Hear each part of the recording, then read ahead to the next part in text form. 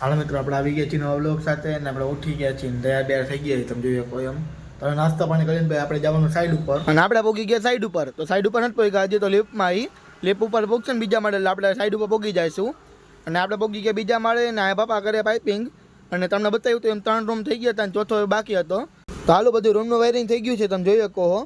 તો આ તો છેલ્લો રૂમ, ચોથો નંબરનો રૂમ. તો એમાં આપણે વાયરિંગ કરી નાખ્યું, 3 તો કાલ કરી નાખ્યા અને આજે આપણે ચાલુ કર્યો. આ તો આમાં પ્રોપર વાયરિંગ થઈ ગયું છે. મેઇન વાયરિંગ અમુક હશે એ તો વારથી કરવાનું છે, બાકી આ બધું કમ્પ્લીટ થઈ ગયું છે. અને આ હોલનું કિચન બાજુમાં હોલ હતો એ પૂરું થઈ ગયું છે. અને હવે આપણે ચાલુ કરશું આ બાજુનો હોલ.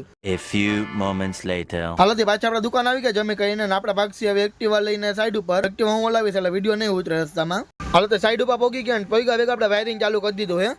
તો વાયરિંગ તમે જોયો કેટલા બધા વાયરના બંડલ જોયા અલગ. આપણે એને પછી કામ પૂરું થઈ ગયું, નીચે વહી ગયા હતા. તો પપ્પા કે તાળું મારતા આપણે ભૂલી ગયા એમ, પીઓપી વાળા હતા ને તો એ વયા ગયા ક્યાંક. તો આપણે તાળું મારી આવી, પછી આપણે આવેલા જાય ઘરે. હાલો તો ઘરે આપણે આવી ગયા હતા, નથી ભાઈ મમ્મી ભેગા આપણે આવી ગયા કાપડ લેવા. તો ભાણેનો ડ્રેસનો કંઈક બનાવવાનું એટલે કાપડ ઘટ્યું કંઈક. અને આપણે પછી ને હુવાનો ટાઈમ થઈ ગયો તો કીધું હુઈ જાય જમી કહીને. મમ્મી જો સીવે જ છે, કાપડ લેવા ગયા નહીં.